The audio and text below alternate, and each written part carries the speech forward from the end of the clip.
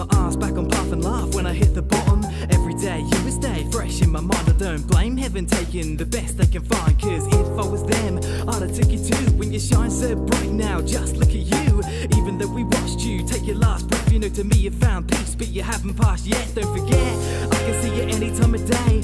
Wide eyes brighten up a sky that was grey. Two prints in the sand for each step that I take. Jake Aldridge, the one, the only, award-winning urban pop artist. How are you, Jake? I'm doing great, thank you. You make it sound so good, do you know what I mean? I appreciate that. No, you are truly up and coming, and I had the pleasure of covering you as part of the Dingwalls live show down in London recently. That's right, yeah.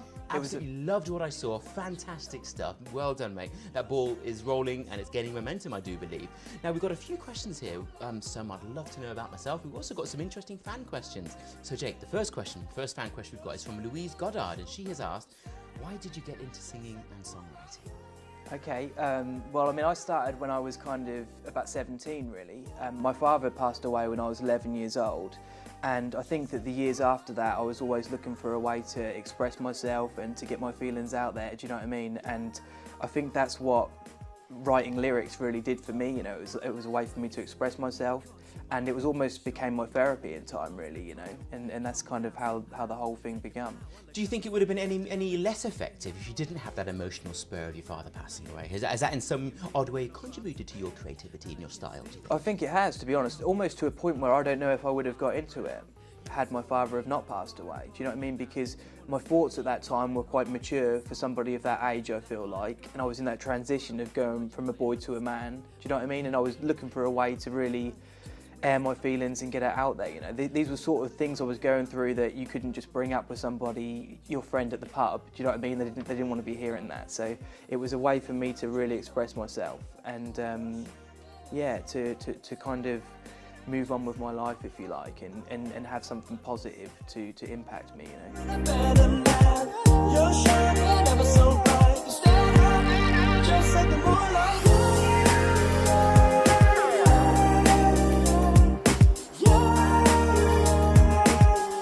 Well, moving on to how you started and your inspirations, we also had Steve Davey ask, who is your inspiration or inspirations? Okay, Tupac Shakur was a big one for me, and the reason I say that is because I feel like he was very much a lyricist, which is what I always consider myself as. You know, I didn't see him producing tracks behind the desk, and you know, he was very much a writer and a poet. And coming up into music the way that I did, I was never very musical, really. Do you know what I mean? So it was always a lyrical thing for me, and that's why I've got that relevance to him, I think. And I really enjoyed his personality, how authentic he was. Do you know what I mean? He seemed very real to me. You know, he would kind of say things in interviews which perhaps he shouldn't have said. You know, whereas now it seems like with a lot of artists in today's world, it's very watered down. I don't think that was the case with him, and I really appreciated that, you know. And it's made me want to be authentic as well, and my music to be that way, you know. That's right. Now, people almost tread a bit too carefully. Although there was an interesting quote from Tupac, wasn't there? Despite all his everything he said and the controversy around him, one of his greatest quotes, I think, was "Always wear your seatbelt." So he had a very stable, normal side to him as well, which is quite nice. I never knew that. Never knew that. I think Ice Cube, who was a good friend of him, actually mentioned that. Really? So you never know what lies under the surface. It's fantastic. And one of the questions which might be good to know as well, because music industry, I mean, most industries these days, I think hyper competitiveness is the new norm, especially within music. So can you maybe itemise one or two of the greatest struggles you faced getting to where you are now within the music industry? Because it's quite brutal, isn't it, in many ways? It can be, yeah. And I think that, as I said, because I wasn't very musical, when I first got into it, a lot of people probably don't know this about me either, but I couldn't actually feel the music. I was lucky enough to have one of my friends who was kind of helping me along the way, if you like. And he used to say to me, like, just nod your head in time with the beat and just try and feel it. And you know what? There'd be a drum beat playing, and I couldn't even. You know, like, it's not like my family were musical. I didn't inherit it in any of the talent or any of the rhythm or anything like that. Do you know what I mean? So I was very much kind of feeling it out from the early stages, and everything that I've kind of achieved, I honestly feel like it's come from almost from scratch. Do you know what I mean? I literally could not nod my head in time with a beat. So to write a song and perform it, do you know what I mean? It was quite an ordeal, as you can imagine, from that starting point. So it's funny because people who do get born, let's say, with natural talents and all the rest of it, maybe there's a part of them that lays dormant, but the fact that you've had to kind of work at it and deliberately strive at it, ultimately that produces a better end result, I dare say. The process has taught you to be better almost, I dare say. I think so, yeah, and it's kind of like, just starting from scratch. And you know what, when I look back, it's amazing as well, because I can really see how far I've come. You know, as opposed to someone who had the raw talent to begin with, and were, do you know what I mean? Like, I really feel like the things that I've achieved because I've worked really, really hard. Not so much because there was a whole lot of talent there in the first place, do you know what I mean? Which is quite cool in a way.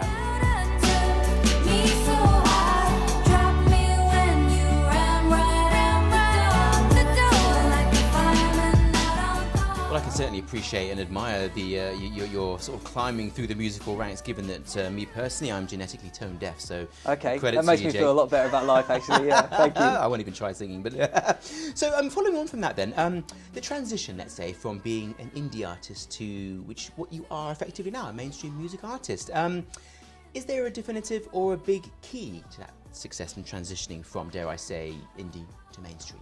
I don't know how qualified I am to answer this question, because, you know, I still feel very much an independent artist myself, you know, but there's all sorts of things that can contribute to that, I think, you know. I feel like the connections that I've made throughout my music career has been massive, you know. There's only so much you can do on your own. Do you know what I mean? When you don't make the music, I'm writing the lyrics, but beyond all of that, things that people don't even think of when it comes to graphics designers, video people, website designers, mastering and mixing engineers. Do you know what I mean? It's like all these stuff and all these people that you kind of need to, PR companies as well. Do you know what I mean? They are all what pushes me. And one of my favourite terms is, you know, even Tiger Woods needed a caddy. Do you know what I mean? And there's only so much that you can do on your own, I feel. And I feel like that's been a massive thing for me in coming to the next level. People just see Jake Aldridge. What they don't see is produced by, featuring, do you know, all these people, mixed by, do you know what I mean? All these people is what makes it what it is. That's right, if you draw a little tree out from underneath the name, I suppose there's a multitude of skills required behind that. But do you think, and with that in mind, do you think the realms and the utter accessibility of social has helped to an extent to boost your profile? That's an interesting question. I think that it has, because as they say, now you can reach out to so many more people than ever before. However, it also means that everybody can reach out to some, you know, more people than they could before.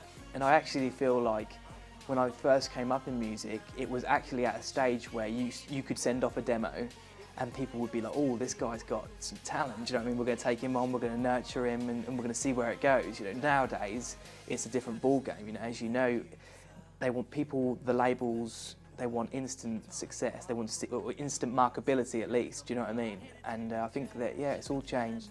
Whether it's changed for the better or not, I'm undecided on that. And these words could be part of things we shared. Once we said our vows and our wings would spread. Fly away now, joyful tears would cry, and we'd never look back or even peer behind. This type of love had taken years to find, and it does always. I know stateside you got your Michael Knights and, dare I say, to a lesser extent your Kid Rock kind of pioneered the whole rock rap sort of crossing genre with country as well. It's very much an American thing, but you don't hear much of it this side of the pond, I dare say. Is that something you'd like to try and help reach a little bit in terms of a genre within the UK and Europe, for example? I think it's a possibility, yeah. And you know what, I'm always heavily inspired by and influenced by American music. You know, from the days that, you know, the people I mentioned, Tupac Shakur, Dr. Dre was somebody who I came up listening to. You know, a lot of the music that I love is American based. Of course, there's artists in the UK I'd love to work with, but yeah, I'm heavily influenced by the American side of things, and I'm excited by what's to come, and I hope that my fans will enjoy the change in direction and understand where I'm going with it, you know.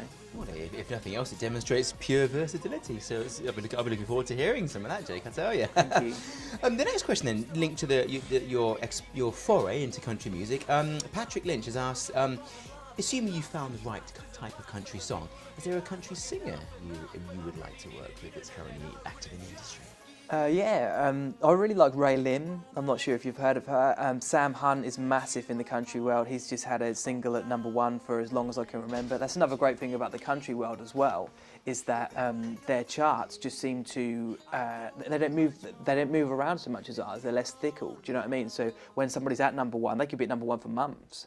It's very different, but I kind of appreciate that side of it as well. Do you know, it's not like this week you're in the top 10, next week you're gone. Do you know what I mean? Nobody knows. It's like, yeah, I think that's pretty cool as well. So yeah, Reydon, Sam Hunt, Maren Morris I really enjoy as well. Luke Bryan, lots of amazing artists. Another question is, in September 2017, you won an NMG award. Is that right? After receiving more votes than the other 110 artists. Tell us about that experience. That's quite an achievement. Yeah, and it's quite recent as well. It in is, the last few months. Yeah. I feel like it's probably the biggest success I've had thus far. It certainly felt like that. Do you know what I mean?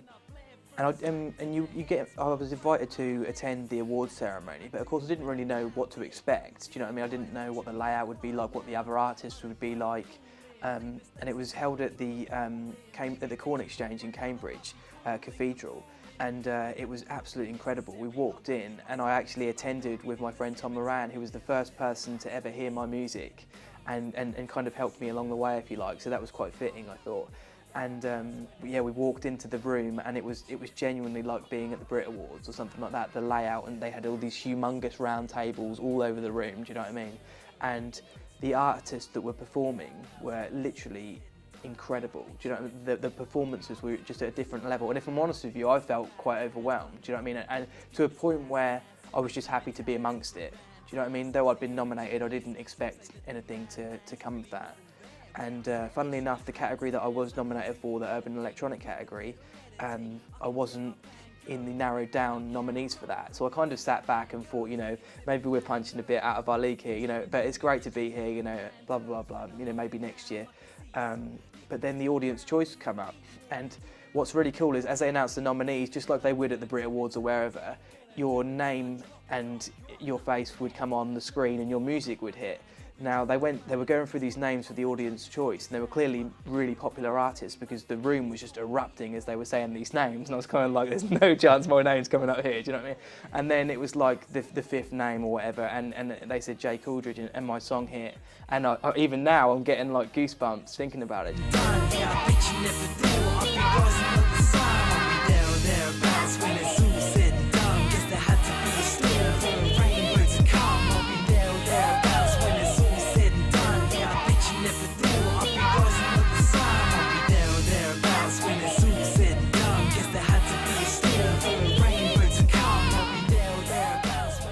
Like many industries, it's always about who you know. So, I mean, yeah.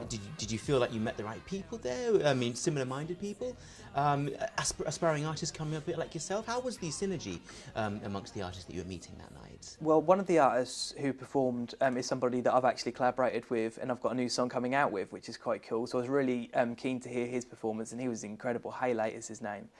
He was an incredible artist. The track that we've done together is called Let Me See, and it's actually like a bit more of a club type of track, which is again something that I'm not really used to, do you know what I mean? So I'm excited for people to hear that.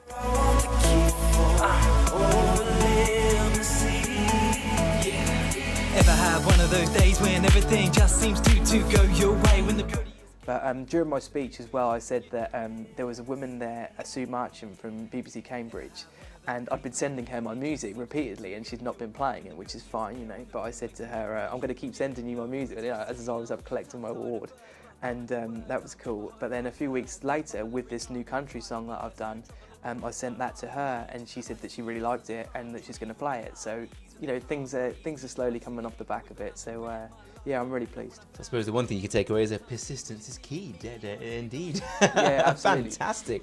Now, based around the music industry, I mean, coming off the awards is a good place to ask this question. Now, Gregory Farlow has actually asked, and actually it's a question I would like to know, the music business, in terms of how it used to be, CDs, you know, hard sales, that kind of thing, the whole realm of streaming services, good thing or a bad thing for the music business, would you say, overall? It's probably a bad thing, do you know what I mean? I mean, I can see from a consumer's point of view how something like Spotify is amazing. Do you know what I mean? I totally get that. From my point of view as an artist, it's really not amazing, do you know what I mean? but it is a platform and it is a way for you to get your music out there. It's just thinking outside the box, getting onto the right playlists. Do you know what I mean? I noticed whilst looking for my new country songs that I enjoy and stuff, I'll scout out through all these country playlists and I'll look for new songs that I'm really enjoying. And I heard someone's song on there, Abby Anderson, her name is, I played her song and I thought to myself, she's obviously got 1 million hits on YouTube and God knows whatever else, do you know what I mean? And when I did go to her YouTube channel, I noticed that she had like 6,000. But because she was in a playlist and had been selected to go in a playlist with such amazing musicians, she was obviously able for me to come across her music. And I think that's kind of what it's about now, you know. It's moving away from record labels and into curators, you know. So it's going to be an interesting time. But do you know what? I just do my thing and yeah, I try and follow the rules as we go, you know, and see where we go. Definitely map that digital pathway. It's essential, isn't it? Now, a little thing you mentioned previously, which I'd love to know about, is this television series in the US that your music has been featured on. You've got to tell us about that. Yeah. What's the series? It's called Road Trip Nation. Is the program, and I've had my music with them for about a year, and I've given them like a catalogue of my music, you know, and. I've received an email recently and they said, I'm really excited to let you know that, you know, we've selected your song when I'm feeling down.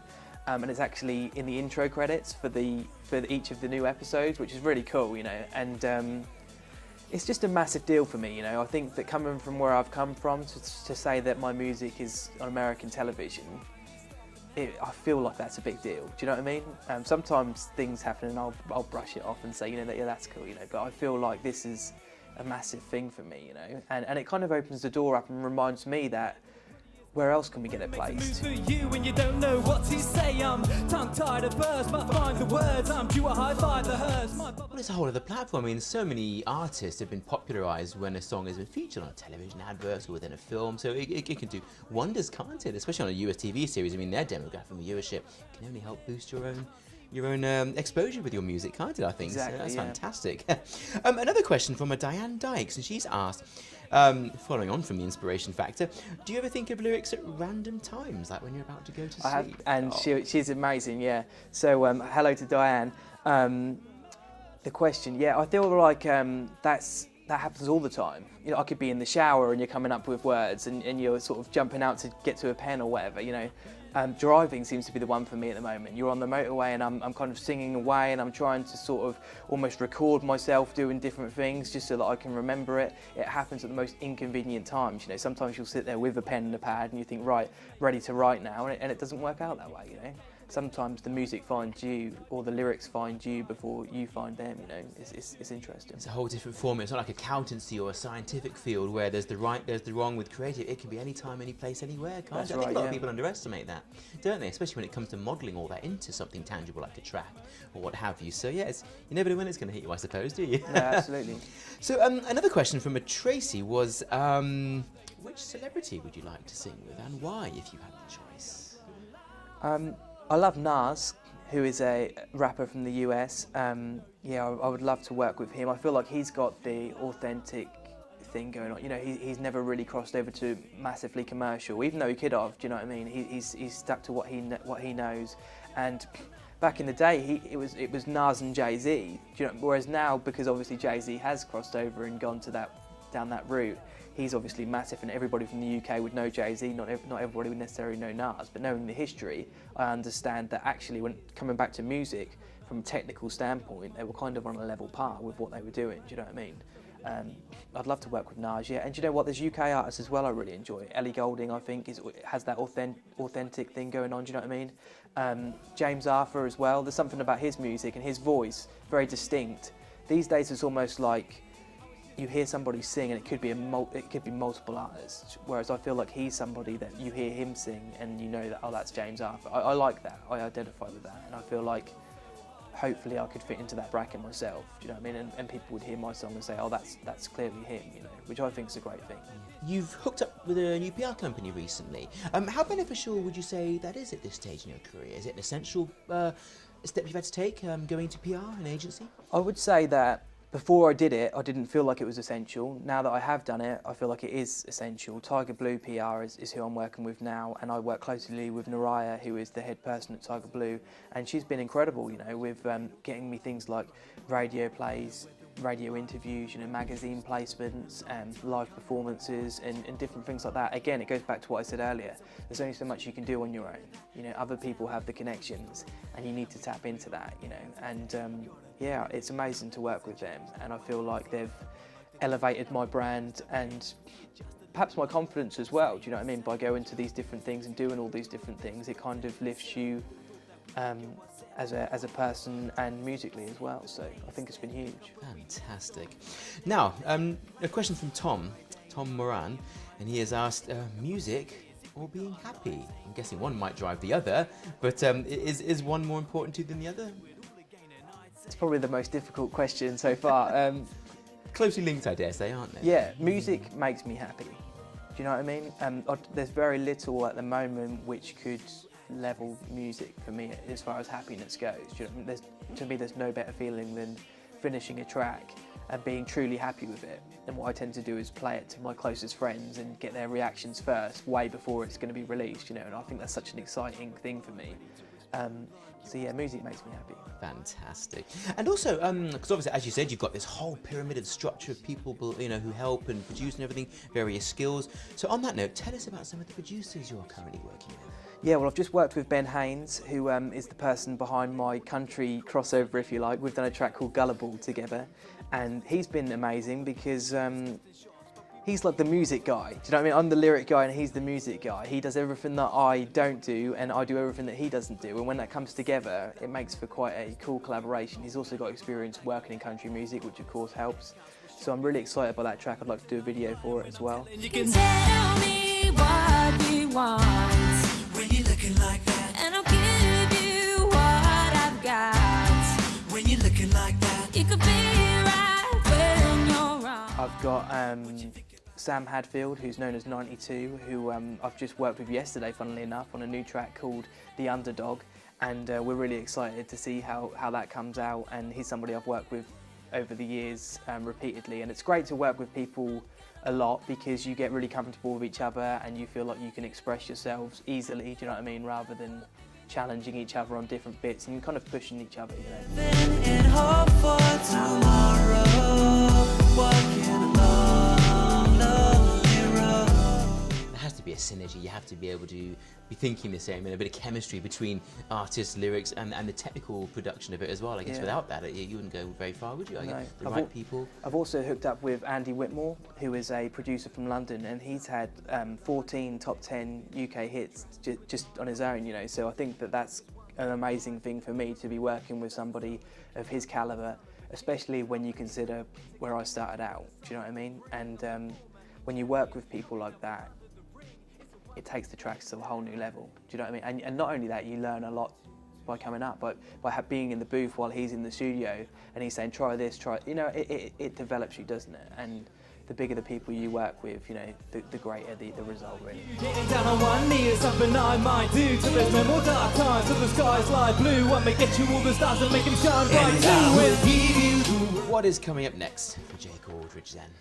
Well, we talked about the country stuff. I'm excited about that.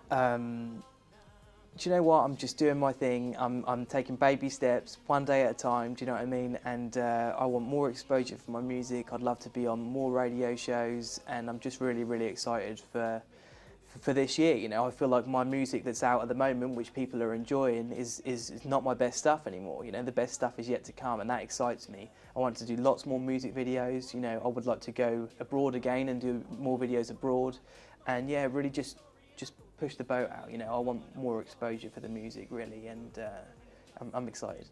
So if people want to know a little bit more, your music, you as a person, if you've got somewhere they can visit personally, Yeah, websites? I think the best place is my website, which is jakealdridge.com. From there, there's links to my social media pages, and I should probably throw out that, like, I interact with my fans and my friends on there. Do you know what I mean? I don't ignore people's comments and stuff like that. I really appreciate all of the support. So feel free to reach out, of course. So bottom line, 2018, watch out for Jake Aldridge, I think. Thank you very much. Jake, thank you very much. Thanks so much for having me. Thank you. No problem. way yours to get. I don't